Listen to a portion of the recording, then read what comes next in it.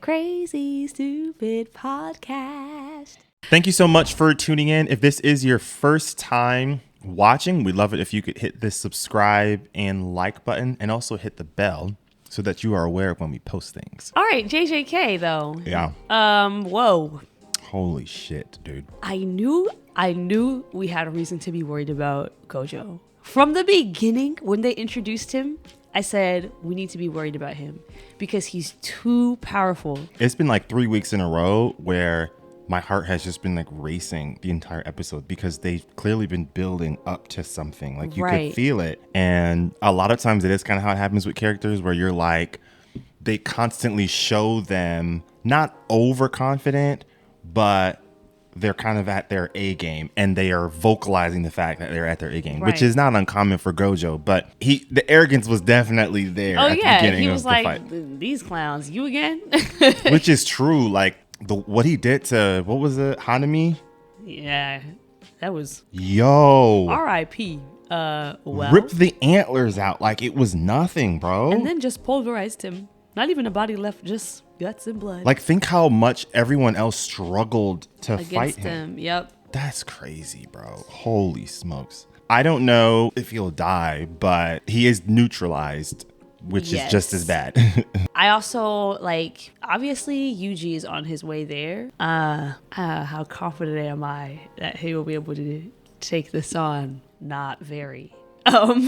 I don't know. But it also feels like such a big buildup that for it to just be like Yuji comes in and saves the day and Gojo goes home and is fine feels like it can't go that way. No, I don't think so. The way Kento made it sound at the end of that episode was like, this is serious. Yeah. I need to know more about the seals.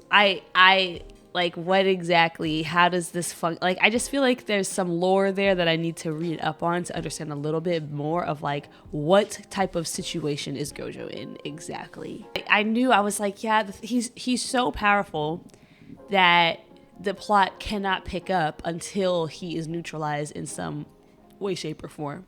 Because even in this episode, when they threw everything that they had at him, he was still going to be perfectly fine until Geto showed up with the seal. Dude, bro, I am still very nervous because number one, everybody keeps talking about this Shibuya arc, and I am terrified because the way that these manga fans talk about this particular arc in JJK is it's like Red Wedding level stuff, bro.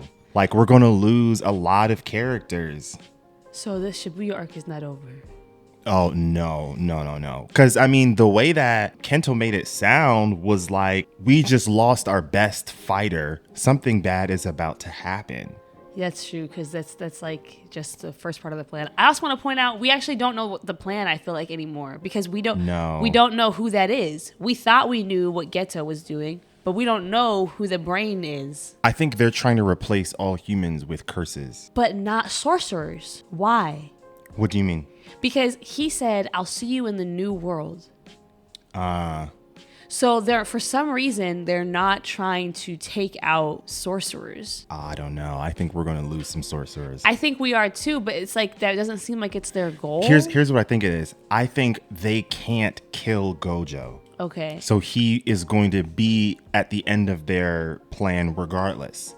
But that doesn't mean anyone else is off limits. Okay. That's what I think is going on. I'm nervous. I'm not going to lie. I'm also sad because I really like Gojo and I don't want him, even if he's not dead, I don't want him to be in a situation where we won't see him for a long time. I like too many of these characters to consider that anyone is not going to make it. I don't want anyone to go. I'm not ready for this. I'm trying to think, who's the most likely?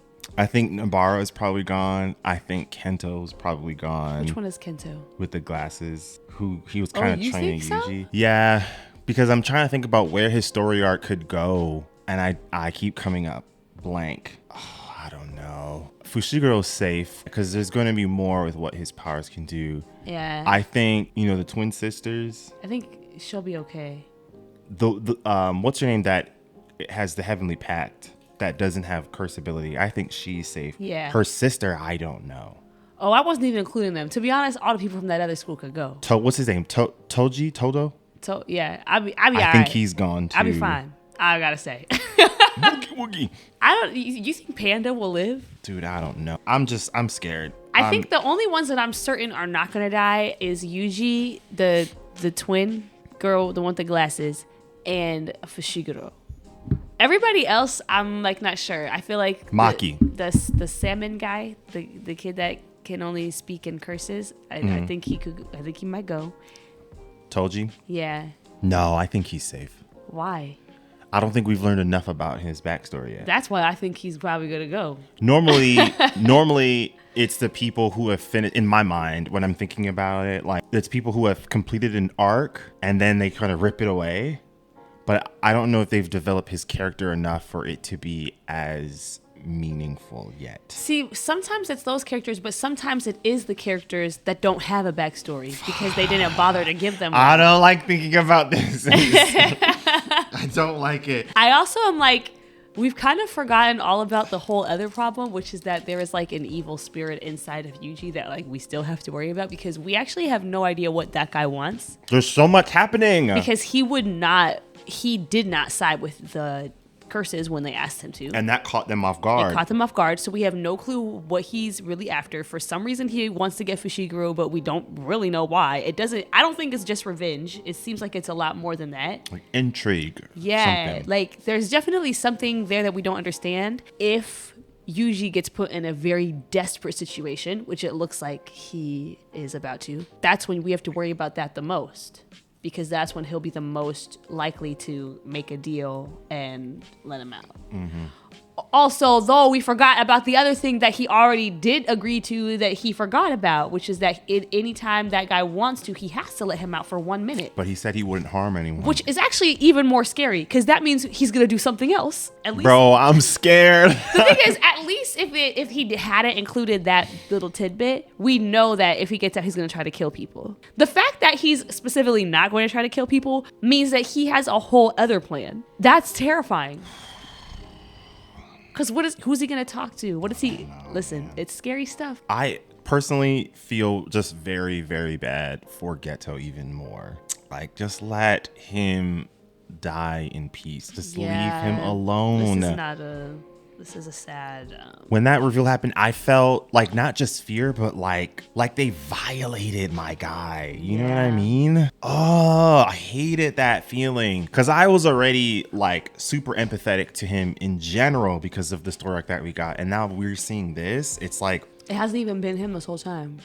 That's what kind of makes it sad. And I remember we talked about this, like personalities felt different. Oh, yes! When we got the backstory. That explains in season it. 2, and then when we're watching Kaisen 0 and obviously season 1, we're like, these don't necessarily feel like the same person. Mm-hmm. You know? And now things do kind of track a little bit better. Man, I gotta say, Gojo is obviously one of the strongest anime characters I've ever seen. And Gojo, so far, Gojo has no weaknesses except for Geto. Like the love that he has for his best friend is the only thing that is his weakness so far. I haven't read the manga, so I'm not entirely sure, but this is precisely whatever that curse is, he banked that entire thing on it. Right? Because Gojo, he's stepping away from that seal and he has the chance to escape, and then he hears Geto's voice and it's like he freezes. He doesn't really know what to do. He doesn't respond. And then you just see the flashbacks of everything that he went through. Bro, that was so heartbreaking. Because he's like, wait, what?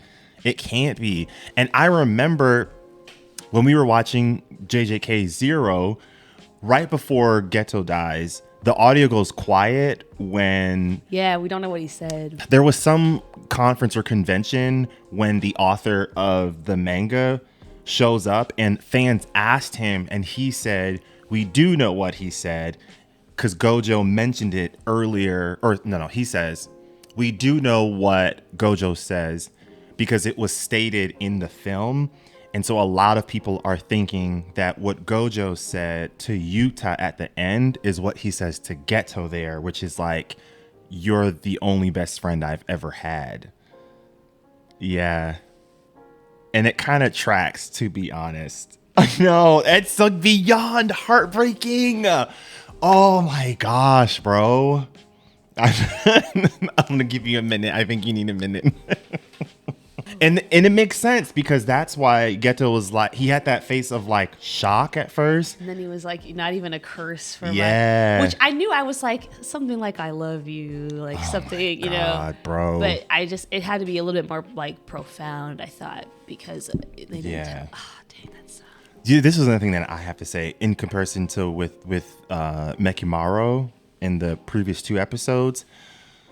Let me tell you, man, JJK knows how to make a really good villain because I cannot fucking stand Mahito. Is that the little patch face ragdoll bitch? Yo. Yeah, no, I don't like him. This dude, yo, he infuriates me in a way that I did not know was possible. Even going back to the first season, I was begging for Yuji and Kento to kill him in back in season 1 because I couldn't stand him. You know what it is?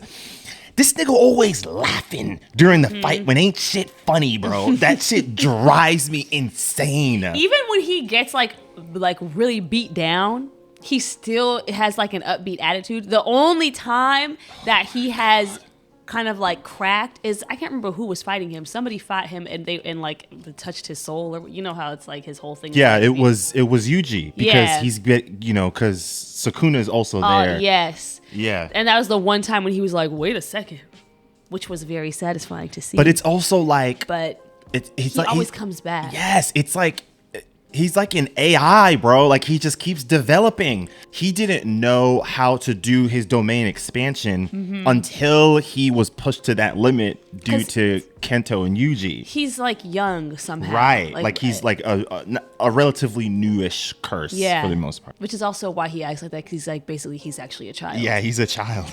But it's disturbing. Very unsettling. I was actually really looking forward to getting to see Gojo and him go at it, because I was like, Gojo might be the one. He would have been the one. And then, you know. For sure. He would have been the one. None of them stand a chance. Yeah. None of them stand a chance, and they all know that.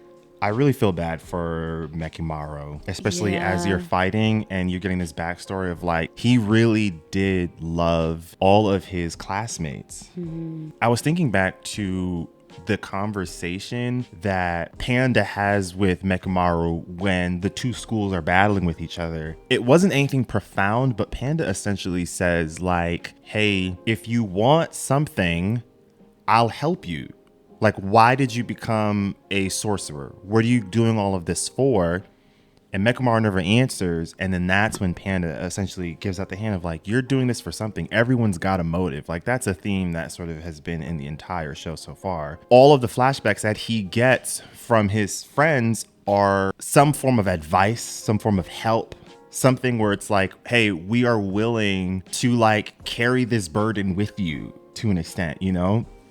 And I was really thinking about everything that he was doing behind the scenes. Like, he was willing to be the mole just so he could get his body back, which is very understandable. I think what's sad is that he didn't feel comfortable enough to ask for help. I think he also knew nobody else could help him, because the specific ability of that curse is what made it so that there was a possibility, because that curse can like generate. I don't think anybody else could provide what he needed, but he always he had a plan. He thought, I'm gonna get the body and then I'm going to defeat them and I'm going to run and tell them, which actually would have helped a lot, because if he had been able to tell them Geto's alive, because Geto revealed himself to him. So if he had been able to be like, hey, BT Dubs, Geto is around, they could have probably been like, we need to be a bit more concerned than we are. I do feel like he could have included people, you know? Yeah, like just like faked being a mole. Yeah. Maybe, but it's risky for him, because once they know, they're going to try to act on it. And once you act on it, then the other people on the other side know you're telling secrets, and then your deal is off. Yeah. I guess I'm trying to wonder, like, would his friends have helped him out, or would have tried to find some other ways to help him, you know? I think that like they kind of knew like, okay, there's definitely something going on, but there wasn't necessarily like a big sense of urgency around like, what is this conspiracy? What is it? If people had knew that it was Geto or somebody who they thought was Geto behind it all, I think everything would have kicked into high gear and people would have been on high alert and everything would have changed. I felt kind of bad for Mechemaro because it did kind of feel like a metaphor for like what a lot of young men are going through. Like, you've got issues, you've got justifiable pain that you're experiencing, but you're not letting anyone in. You know what I mean? And he even says it to Panda where he's like, if you actually saw what I looked like, would you even still help me? And Panda's reaction is kind of like laughter, you know? And I don't know. It got more sad when you got more backstory, especially with Kasumi when she was like, "Hey, I really hope someday that like we could meet each other in person," because after everything that happened on that day, everyone got closer because they were there in person, present with each other, except for Mechemaro. He's the only one who didn't walk away from what happened that day, that challenge day, getting closer with his classmates, you know? And that, I don't know, it's kind of sad.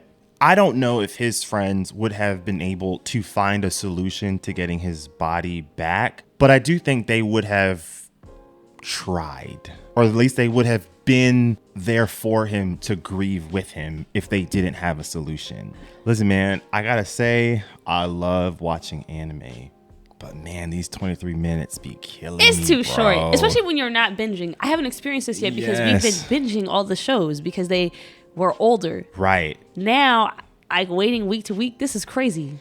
We binged Full Metal. I binged Death Note. I binged Vinland Saga. I binged, what's another one that I watched? Attack on Titan. Yeah, but I binged Attack on Titan, but we still have to like wait for this last one. Right. I don't know how people were waiting 2-3 years in between seasons. I cannot fathom the stress that I would have given up. Wait, actually, but you know what kind of happens though? You just kind of forget after a while, because like that's how it was with Sherlock.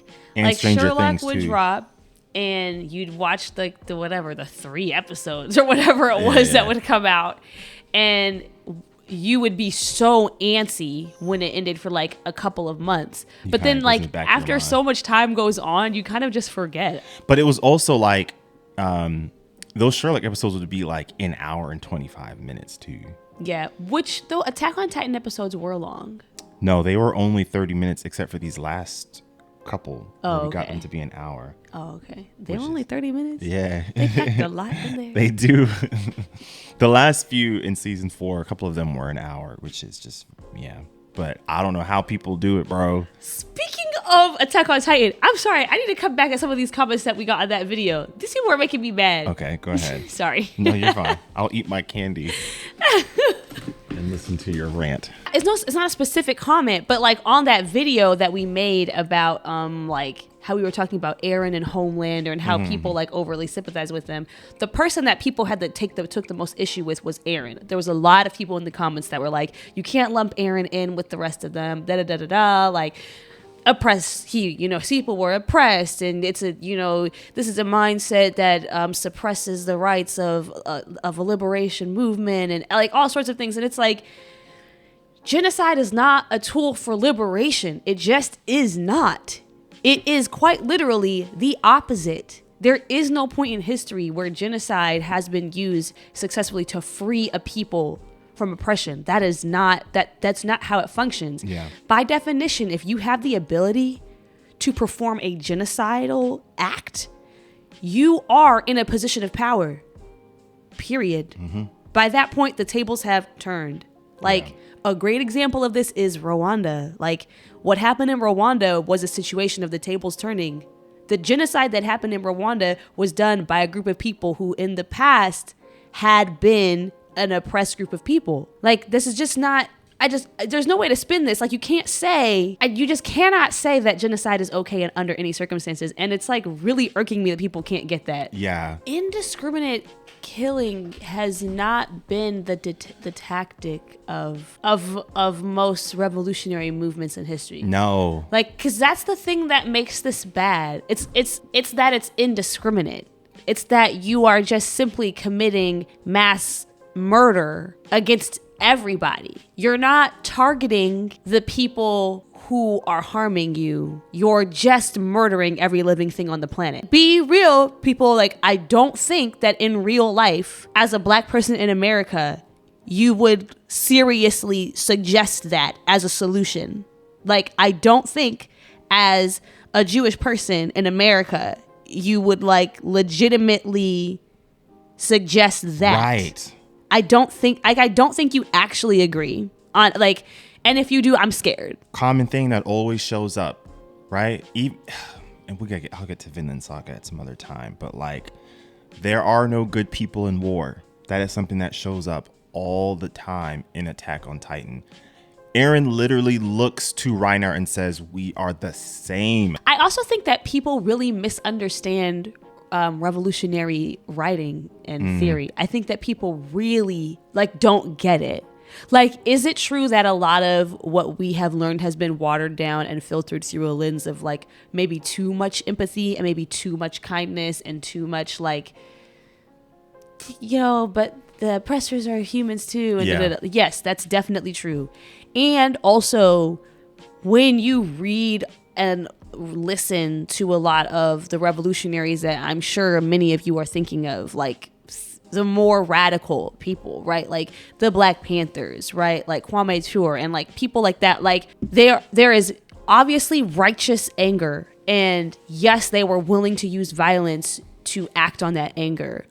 But it was always directed at the right people. Mm-hmm. They were not advocating to go around and just murder everyday white people, even though everyday white people did enact prejudice against them. There was always an understanding that underneath this system, all of us are falling victim. Yes. There was always an understanding that the reason why these white people are acting the way that they are acting is because they have also fallen victim to a white supremacist culture that has them bamboozled and fooled and is making them a danger to us, obviously, but they're not the root of the problem, so they're not who I'm going to go after. Mm-hmm. Like, I just think people don't get sometimes like what actual radical thought is. Mass murder and violence and indiscriminate killing is actually not at all a radical idea. It's actually a very textbook institutional oppressive idea. It's quite literally the tools of oppression. Like, there's nothing radical about that. You're just taking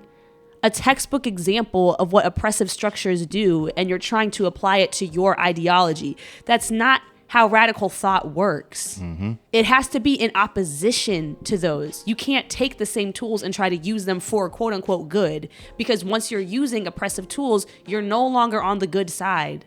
There's no permanent good or bad. Like, whiteness is not bad because it's white. It's bad because of the tools that it utilizes. If other people utilize the same tools, yeah, it would be just as bad. Like, come on. Like, just as bad. I think that's another thing people don't understand is like the people that you feel are your enemies as oppressors, it's not because of their innate identity that you view them that way, or it shouldn't be. It should be because of the power that they hold and the way that it is utilized, which then should lead you to believe that any person, given the power and tools, can be that person, can be in that situation. Obviously, in the reality that we live in, the likelihood of a black person or any other marginalized identity ever being in that position is extremely unlikely. But if it were to occur, it would not be good. The writer's strike, so they've met yesterday, and I guess they're supposed to meet again today. I saw a lot of fans say things like, why should I care about these writers getting paid more when all of the movies and shows that have come out have been trash? And honestly, I don't know how you can say that unless you're living under a rock, because there have been a number of quality television shows that have come out in like the last 5 years. Same thing with films. I just think you're not looking for them. I think that they don't like them because of what they represent. Yeah, a lot of the ones that are coming out are very progressive in terms of representation, but the overall quality is just exquisite. Like, a lot of Jordan Peele's films do tackle social identities like race and class, but a lot of these film bros love Jordan Peele because the quality of his films is touching something there. Same thing with Everything Everywhere All at Once. Like, it's talking about what a lot of like Asian Americans are experiencing here, in particular with the mom being an Asian mom and what that's like for them through generations. That didn't really include like whiteness at all. But again, Jamie Lee Curtis, who got an Oscar. Yeah. But like, besides everything else, like it is still like a very well crafted film. Mm-hmm. You know what I mean? So there's just all of that. But it's also like, it also is showing that like you don't really know what's happening right now in Hollywood, because it's not the writers that are consistently pitching reboots and sequels and spin-offs and the safe choice, like we saw with The Rise of Skywalker. It's the studios. Yeah. Everywhere you want to look for blame, it is on the studios. I have seen tons and tons of canceled TV shows, canceled movie ideas, things that were in pre-production, and then it gets scrapped. And the idea was something that was very, very intriguing, and the studios decided to just not go in that direction. That is not on the fault of the writers. So it doesn't matter where you go. If you're looking for better quality, like that's more incentive to listen to these writers. You know what I mean? Like when we read that, I don't remember when, but I posted this. I posted TikTok a while ago where this person was interviewing people around like the MCU when Disney Plus was like first starting. And they were talking about how the Disney Plus model played a huge role in pushing to where writers are at right now and the frustration that they have with these because of the model that they had and how things were set up. And you've got like basically like a 6-hour movie, and writers can't do a bunch of things when they're working for Disney Plus, right?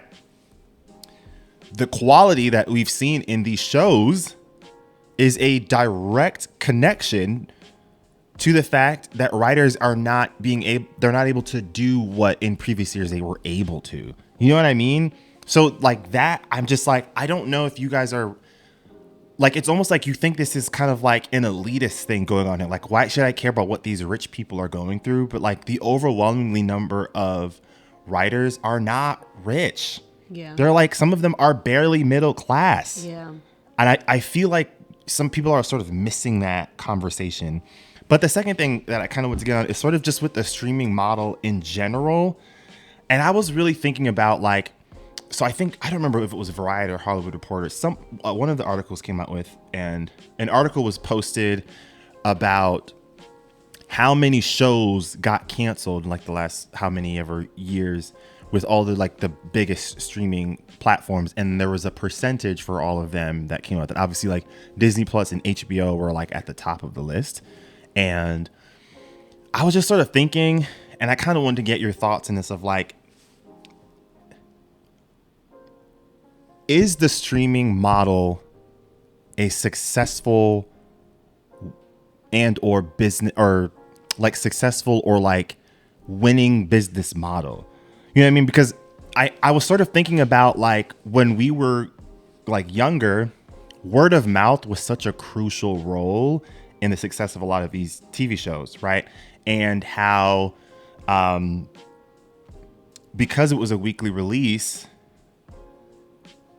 it gave so much time for momentum to build and for just a conversation to sort of keep going. Like you do see HBO has sort of stuck with that model, and you can see that the impact that their shows had on pop culture whenever these shows were on air, right? In comparison to things that only last for like a couple of months, maybe a couple of weeks, sometimes a couple of days if there's only like 7 or 8 episodes.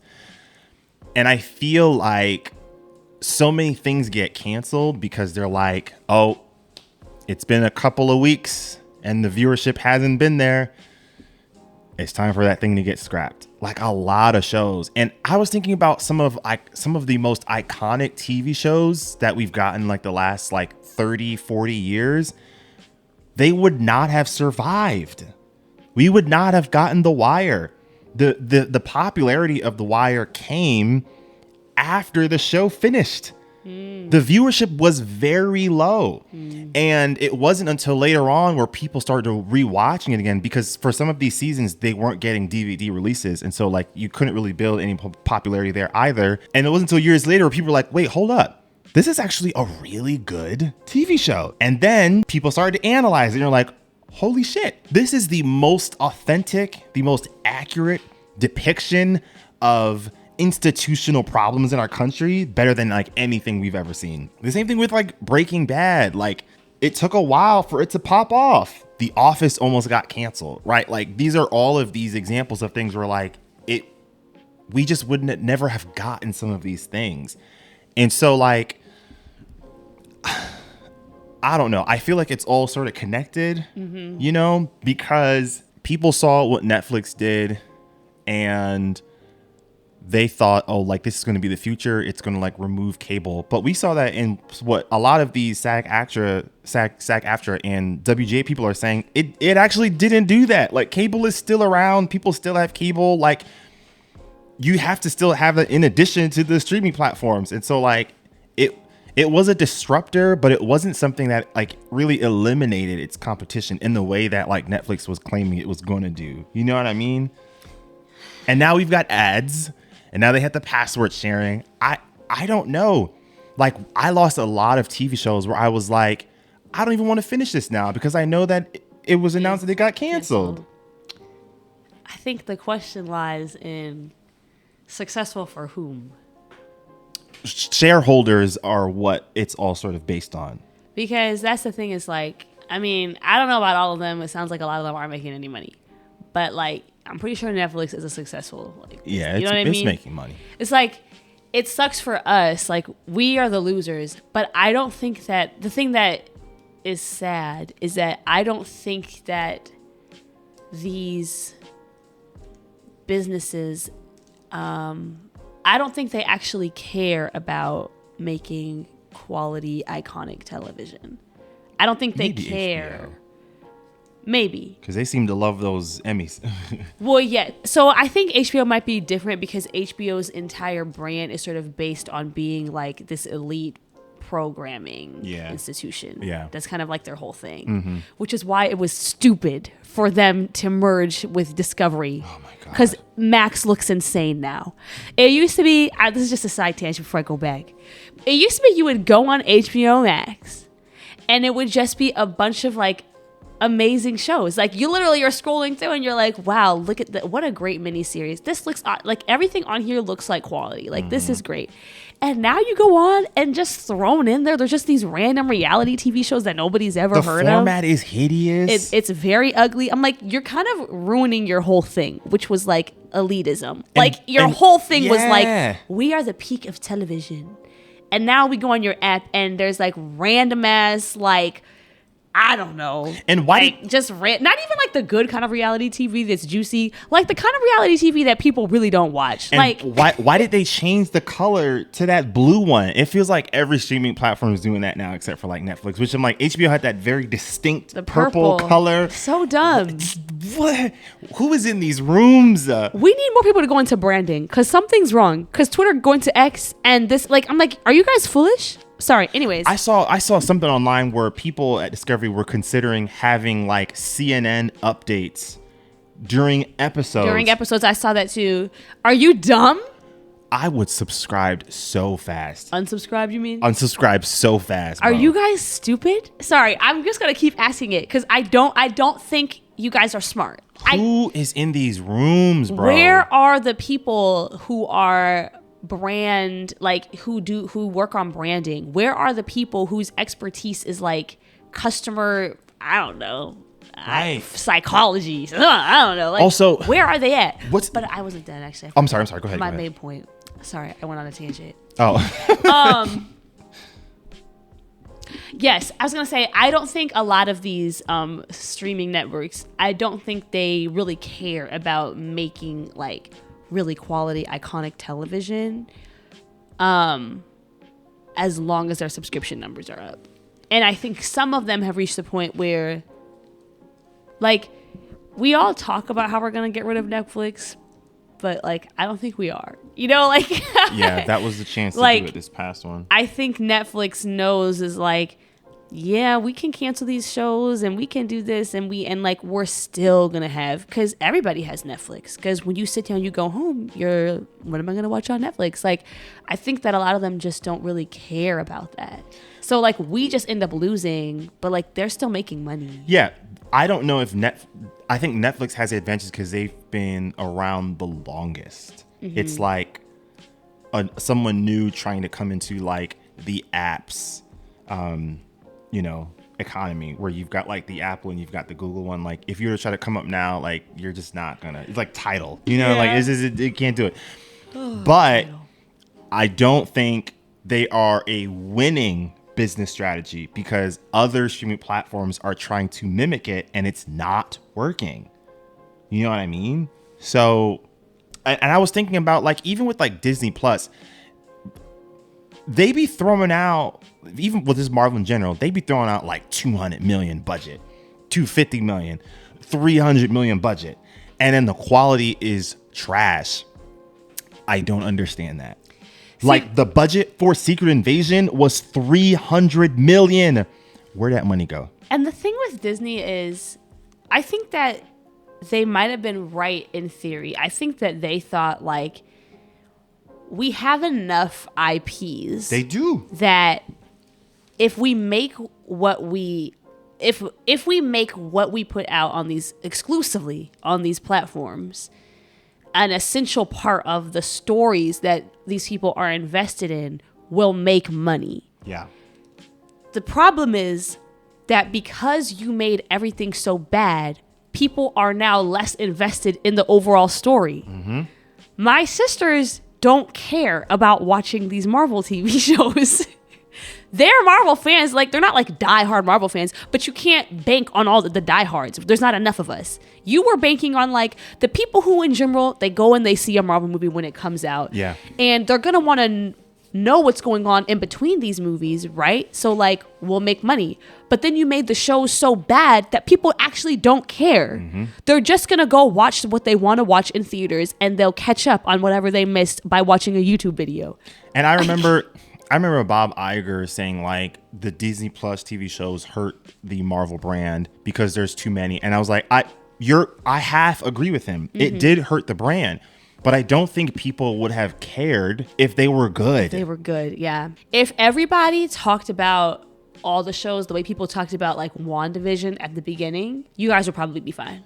Because even Falcon Winter Soldier, people enjoyed it. Like a lot of people were tuned into that. Even people who are very casual fans, they were watching it because it was intriguing. The concept itself was like, this is original and this is interesting, mm-hmm. and I want to watch it. Which is precisely why, like, I don't think they would have run into this quality situation if they were using the regular writer's room model that other studios were doing. Yeah. I'm sorry, because there are times where I'm looking at this and I'm like, the writing felt cringe. That should have been done properly. What did you all not want to do another take there? Like, that was constantly showing up in these shows.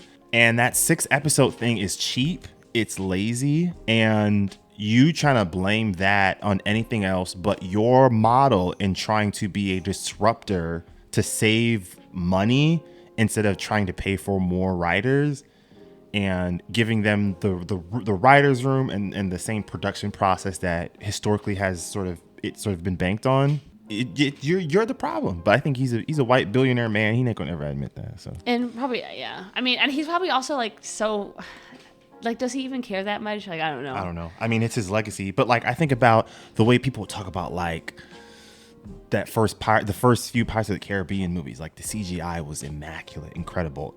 The creator, the one with David John Washington, the budget I think was only like 90 million. and it looks phenomenal. The critics are going crazy for this. And then you compare it to like Secret Invasion had $300 million. I wonder also if, because hasn't there, I don't know how they did the special effects in Pirates of the Caribbean. They were able to take their time, though. They took their time. And also, I wonder if the method was different, because I know part of the problem that's happening now is that computer effects are taking over everything, even when they don't need to. Yeah. So, like, they'll film, like, you know how, like, we have seen the footage of them filming that scene from No Way Home when all the Spider-Men land on the thing? Yeah. But they filmed that for real, but then they go over it and they like computerize it. Like they kind of like, I wonder if the methods that they're using don't know are like more expensive. There's that, and also like kind of not as good. It's all, and this is why I'm like, people would say that like these VFX artists, like you want the union to pass because it would guarantee essentially more time for them with better working conditions, because that may result in movies coming out later, but the quality is going to be better. Because that, I remember reading that online, it's not just about technology, it's not about funding, it's not about hiring more artists per se, it's about time in particular. Apparently there was some article that came out where a reporter showed that like studios were paying Rotten Tomatoes to give them a higher score, which is like lower. Obviously, everybody sort of knew that to some degree. I honestly did not. Yeah, I kind of had a feeling that there was some, corruption going on there. I had no clue. But everyone was trying to point to like some of these like, Disney shows or Disney movies, whatever, which is, I think there's some bigotry going on there, because like, I think the rating that they gave that first Black Panther movie was actually very accurate. Like it does deserve to be in that sort of 90s percentile, whatever. But, I'm not so much really focused on like, is Rotten Tomatoes like, are they corrupt? Are they bought? That's not the conversation that I really want to focus on, but just more so on like, part of the conversation is like, who cares about critics, right? Like why should we care about critics? And I don't know if that is the best direction that we really want things to go when it comes to film. And I remember Jay Stoops made this good point of like, part of the problem that Rotten Tomatoes, I think, is the problem in, is the number system that they started to go off of. And I know that like, I'm a victim of it too. Like, what's the thing that's lifted? Like once the embargo is lifted, I do get nervous to quickly go and check the movie that I've been anticipating. Are the critics going to like it? And I know that a lot of people are like, I don't really care about what critics say. And I'm like, I don't know. We kind of have to like make up our mind because I have seen it online where a lot of people use the rating systems in maybe not Rotten Tomatoes, but in other, models. Maybe it's IMDb, maybe it's Metacritic, maybe it's something else, Letterboxd, and they'll use that as a justification in a talking point when they're arguing amongst other fans, maybe of a different fandom, or maybe they aren't a fan of this particular, IP. And I do think it's sort of getting lost in like the purpose of critics. Like it's not that you need to just listen to all critics, but rather you have to recognize that there are people who do know more about movies than you might know. And it can be very helpful to listen to people who you trust, knowing that they know more about movies, because they can give you an insight on, should I spend this expensive ass ticket at the theater? Yeah. You know what I mean? Yes. I also think it's interesting because in a way, these platforms already sort of made movie criticism kind of obsolete because people don't actually read any reviews.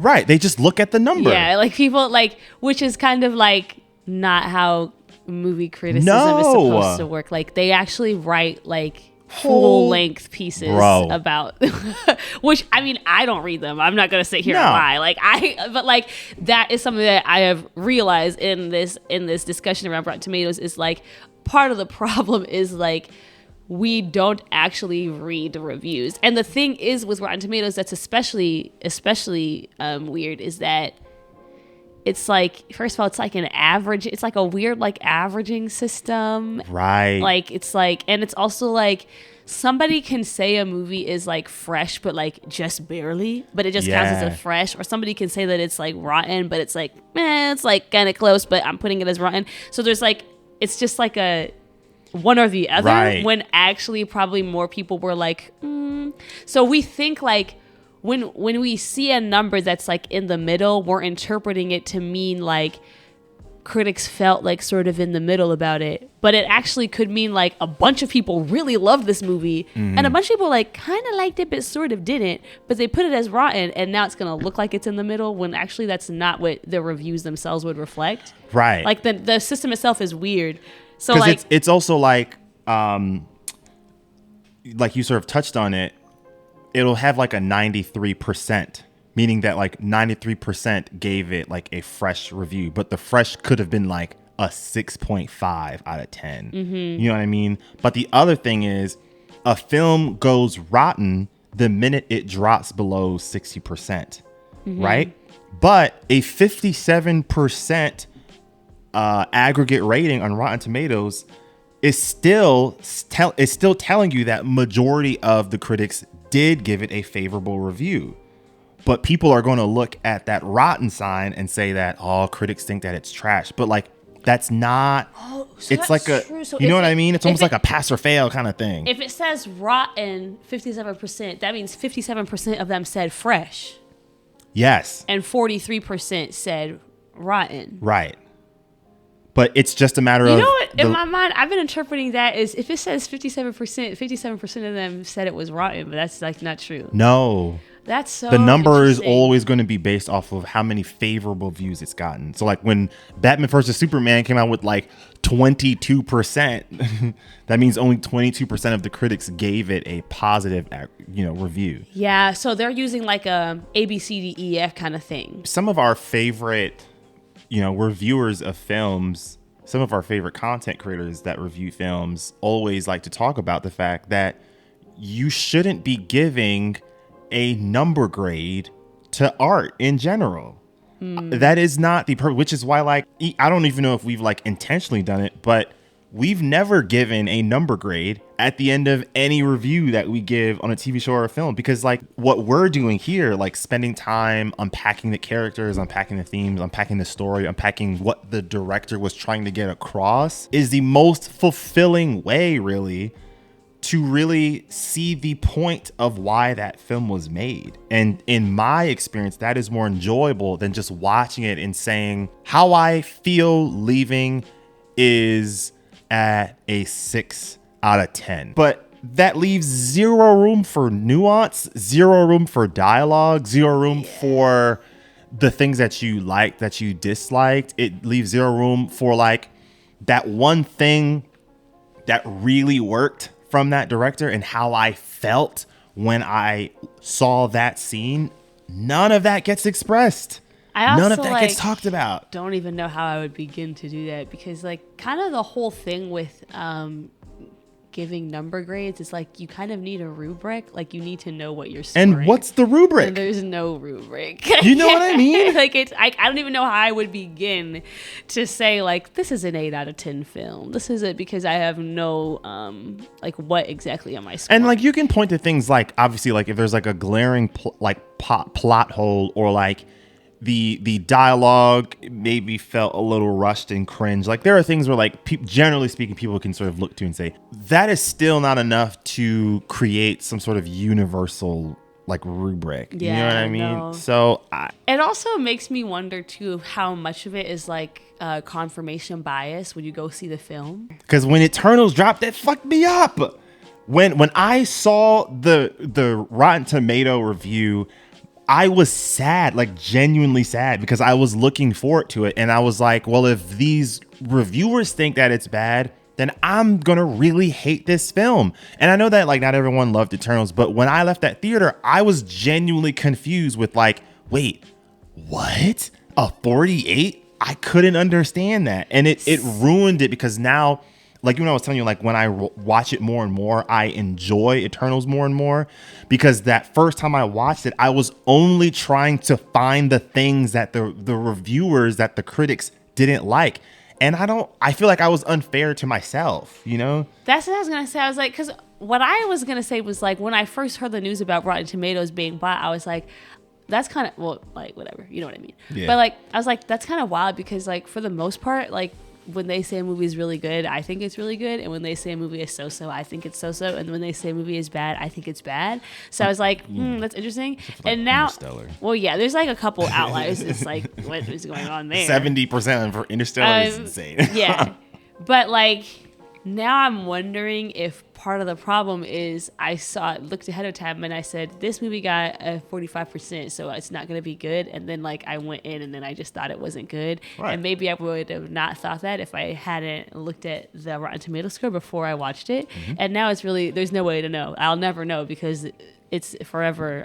I'll never forget that this movie did bad on Rotten Tomatoes. People like to say the only thing you need to care about is the audience score, and I don't think that that's true. A lot of the time, the audience score will coincide. Not exactly, and there are times when it's flipped, but a lot of the times it'll be like slightly above the, like, the critics. I do think some of it is more so of like initial reaction, and I don't think most people in the audience are not going to try to give like an in-depth review of the film. How you judge a movie and what you judge it on is dependent on the movie itself. Like, they're not all getting judged to the same standards. Right. So like when I go see a Fast and Furious movie, like after I walk out of the movie, if you were to ask me if it was fresh or rotten, I would say it was fresh, because like I'm gonna have fun. Is it a good movie? No. But right. Like, to me, I'm like, it did what it was trying to do. Like, I had a good time, so like it's good. Mm-hmm. When you take like, I don't know, like a Christopher Nolan film, or like a film that is meant to be more introspective, or who the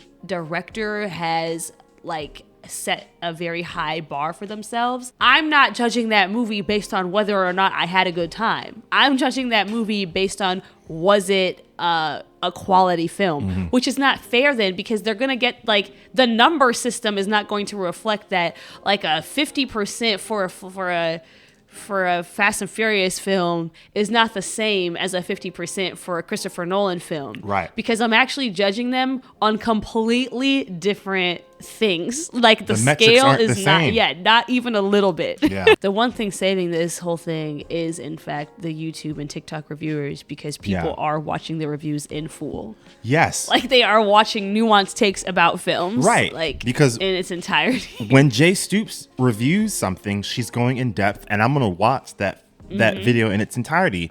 On YouTube, like when Chris Stuckman reviews something, these videos will sometimes be 15, 16, 20, 25 minutes long, because he's going in detail about the film. And that is very fulfilling. Yeah. All right, y'all. Thank you so much. We'll see you all next time. Bye. Peace.